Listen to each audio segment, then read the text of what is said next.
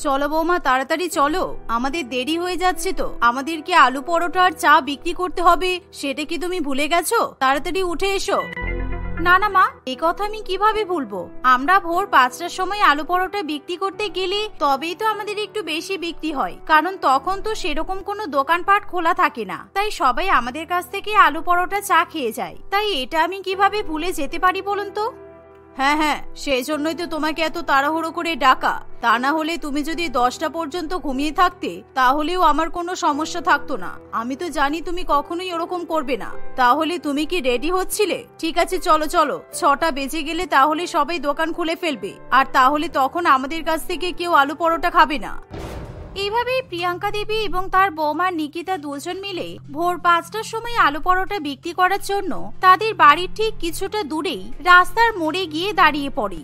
আসলে এখনো কিছু মানুষ আছে যারা ভোর 5টার সময় ঘুম থেকে উঠতে পছন্দ করে, আর তারাই প্রিয়াঙ্কা দেবী এবং তার বৌমার আলু পরোটার ঠেলাগাড়ি থেকে প্রত্যেকদিন আলু পরোটা খেয়ে থাকে। তাই এখন নিকিতা এবং তার শাশুড়ি মা আলু পরোটা বিক্রি করে বেশ ভালো টাকা ইনকাম করে। আর তাদের এরকম ভাবে ভোরবেলা আলু পরোটা বিক্রির পেছনে একটা বড় কারণ ছিল। আজ থেকে 2 বছর আগের ঘটনা। মা, নিকিতা, তাহলে আমি যাচ্ছি কেমন? তোমরা দুজনে কিন্তু নিজেদের খেয়াল রেখো। আমি যদি ওখানে গিয়ে ভালো একটা কাজ পেয়ে যাই তাহলে আমি বিদেশ থেকে তোমাদের জন্য অনেক টাকা পাঠাবো, আর তখন তোমাদের কোনো অসুবিধা হবে না। নিখিল, তুই আগে ওখানে যা, তারপর আমাদের সঙ্গে কথা বলবি, ঠিক আছে? কারণ তুই তো এখনো ওখানে পৌঁছাসনি, আর তুই যতক্ষণ না ওখানে যেতে পারছিস ততক্ষণ আমার চিন্তা লেগেই থাকবে। তাই টাকার কথা আগে না বলে তুই ঠিক মতো ওখানে গিয়ে কাজে লেগে পড়, তারপর টাকা পয়সার কথা ভাবনা চিন্তা করা যাবে। হ্যাঁ মা, আমি জানি তোমরা দুজনেই আমাকে নিয়ে অনেক চিন্তা করবে, কিন্তু আমি তো আর একা একা যাচ্ছি না। আমাদের কোম্পানি থেকে অনেকেই সিলেক্ট করা হয়েছে, প্রায় 30 জন সকলে মিলে প্লেনে করে বিদেশে যাব আর ওখানে কাজ করব। তাই অত চিন্তার কোনো দরকার নেই, বুঝেছো? তোমরা নিজেদের খেয়াল রেখো। এভাবে নিখিল সেদিন তার পরিবারের সঙ্গে কথা বলে রাত্রিবেলাতেই বাড়ি থেকে বেরিয়ে যায়, কারণ তার রাত্রিবেলাতে ফ্লাইট ছিল। কিন্তু পরের দিন প্রায় দুপুর হয়ে যায়, তবুও নিখিল তার বাড়ির লোকজনকে ফোন করে না। এর ফলে নিকিতা এবং তার শাশুড়ি মা প্রচন্ড পরিমাণে চিন্তায় পড়ে। তুমি একবার নিখিলকে ফোন করে দেখো না, ও কোথায় আছে, আর ওকে জিজ্ঞাসা করবে ও খাওয়া দাওয়া করেছে কিনা। আমি তো ওকে টিফিনে আলু পরোটা বানিয়ে দিয়েছিলাম, কারণ আমি জানি আমার ছেলেটা আলু পরোটা খেতে ভালোবাসে। তুমি একবার ওকে তাড়াতাড়ি জিজ্ঞাসা করো তো। ওকে নিয়ে তো আমারও খুব চিন্তা হচ্ছে, আর আমি অনেকবার ওকে ফোন করেছি, জানি না কেন এখনো পর্যন্ত আমার ফোন ধরছে না। তাহলে কি ও এখনো বিদেশে পৌঁছায়নি? এত টেনশনের মধ্যে কি থাকা যায়? দাঁড়ান, আমি আরেকবার ফোন করে দেখছি। এই বলে নিকিতা আবার নিখিলকে ফোন করে, কিন্তু নিখিলের সঙ্গে সে যোগাযোগ করতে পারে না। এভাবেই দেখতে দেখতে 1 সপ্তাহ কেটে যায়, আর নিখিলের তারা কোনো রকম খোঁজ খবরও পায় না। বৌমা, নিখিল কোথায় গেল তাহলে? আমার মনে হচ্ছে নিখিলকে কেউ কিডন্যাপ করে নিয়েছে। তা না হলে নিখিল এরকম কেন করবে? ও তো আমাদের জন্য কত চিন্তা ভাবনা করে গেল, আমাদেরকে টাকা পাঠাবে বলে গেল। তাহলে ছেলেটা কোথায় গেল বলো তো? মা, আমার মনে হচ্ছে ও কোনো বিপদে পড়েছে। আমি ওকে এতবার ফোনে ট্রাই করছি, ও তো কোনোভাবেই ফোন তুলছে না। আবার কখনো কখনো ফোন সুইচ অফও বলছে। জানি না কি হচ্ছে, ও কোথায় আছে, কি করছে, আমি তো বুঝতেই পারছি না। এভাবেই নিকিতা এবং তার শাশুড়ি মা প্রচন্ড পরিমাণে দুশ্চিন্তার মধ্যে থাকে। এভাবেই দেখতে দেখতে কিছুদিন কাটে, আর নিকিতা প্রত্যেক দিনই নিখিলের সঙ্গে যোগাযোগ করার চেষ্টা করে। আর হঠাৎই একদিন নিখিল নিকিতার ফোন রিসিভ করে, যার ফলে নিকিতা প্রচন্ড পরিমাণে খুশি হয়। হ্যালো নিখিল, তুমি কোথায়? কেমন আছো তুমি? তোমাকে কতবার করে ফোন করেছি, কিন্তু তোমার তো কোনো পাত্তাই নেই। তুমি কি আমাদের ভুলে গেছো? এখানে আমরা কেমন আছি, কি খাচ্ছি, সেটা তো তুমি একবারও চিন্তা ভাবনা করলে না। কোথায় আছো তুমি বলো তো? নিকিতা, আমার আশা ভরসা ছেড়ে দাও, কেননা আমি এখানে বিয়ে করে নিয়েছি। তুমি তোমার মায়ের পছন্দের মেয়ে ছিলে, তাই তোমাকে বিয়ে করতে আমি বাধ্য হয়েছিলাম। কিন্তু আমি এখানে আমার নিজের পছন্দের মেয়েকে বিয়ে করেছি, আর এখানে সব মেয়েরাই ধনী, আর আমি যাকে বিয়ে করেছি তার টাকাতেই আমি আরাম করছি। তাই আমি আমার কথাই চিন্তা করছি না, তাই তোমাদের কথা কিভাবে চিন্তা করবো বলো তো? তুমি এসব কি বলছো? তুমি একবারও আমার কথা ভাবলে না? আমি তোমার স্ত্রী, আর তুমি আমাকে রেখে, মানে তোমার প্রথম স্ত্রীকে রেখে তুমি দ্বিতীয় বিয়ে কিভাবে করতে পারো? তাছাড়া তুমি তো তোমার মায়ের কথাও একবারও ভাবলে না। তোমার মা তোমাকে কত ভালোবাসে, তুমি তো ওনার মুখের দিকেও একবার তাকাতে পারতে। আর মা যদি এখন এসব কথা জানতে পারে তাহলে মনে হয় উনি একদম ভেঙে পড়বেন। বৌমা, কি হয়েছে? তুমি কার সঙ্গে কথা বলছো? মা, এই তো আমি নিখিলের সঙ্গে কথা বলছি। আজকে হঠাৎই নিখিল আমার ফোন ধরলো, কিন্তু মা, নিখিল যা বলছে সেগুলো আপনি শুনলে সহ্য করতে পারবেন না। আরে কি বলছে এটা কি? আমাকে দাও দেখি। হ্যাঁ নিখিল, কি হয়েছে রে বাবা? তুই কোথায় আছিস? তোর কোনো খোঁজ খবর নেই কেন? তাড়াতাড়ি বাড়িতে ফিরে আয় বাবা। ওখানে তোকে কাজে পাঠিয়ে খুব ভুল করে ফেলেছি, কারণ তুই যে অফিসে কাজ করছিস ওই অফিসের কোনো লোকই তো তোর ব্যাপারে কিছুই জানে না বলছে। মা, আমি আর ওখানে ফিরে যাব না, আমি এখানেই থাকবো। বিদেশে আমি বিয়ে করে ফেলেছি, আর এখানে আমি আমার পছন্দের মেয়েকে বিয়ে করে এখানেই সেটেল হয়ে গেছি। আর এখানকার মেয়েদের কাছে অনেক টাকা পয়সা, তাই আমি ভাবলাম এখানেই থেকে যাই। শুধু শুধু ওখানে গিয়ে আর কি লাভ বলো তো?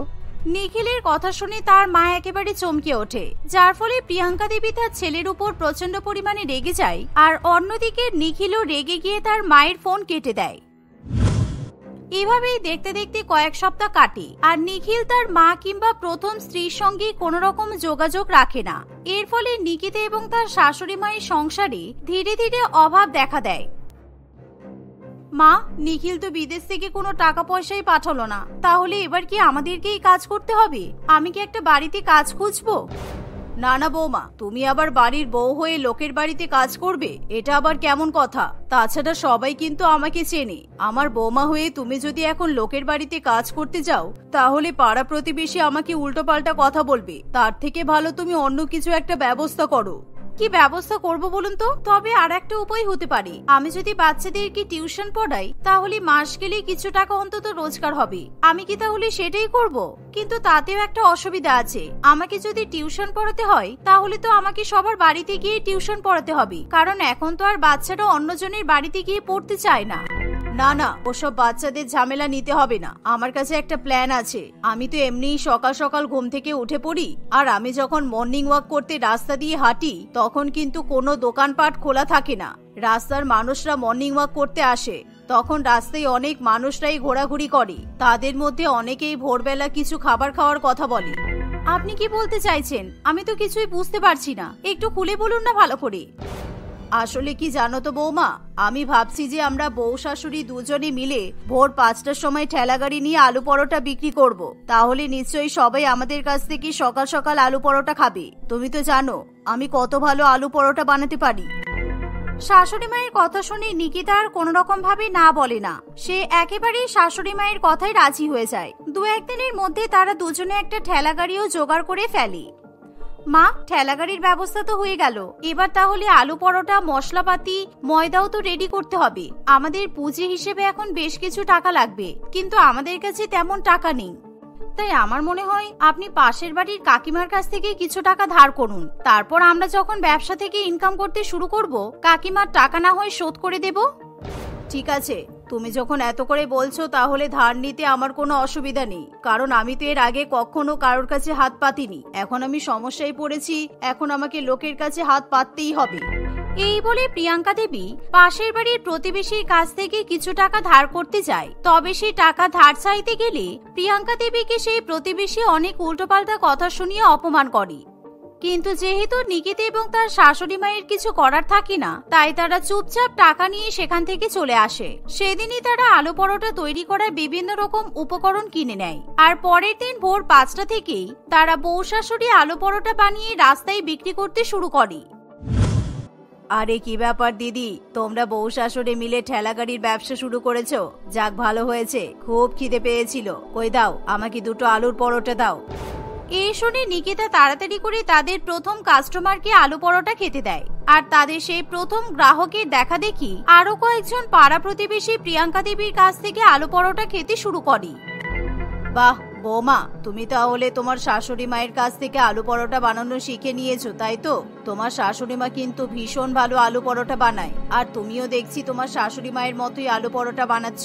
যাক, ভালো হয়েছে। তোমাদের এই আলু পরোটার ঠেলা গাড়ি দেখে আমি খুব খুশি হয়েছি।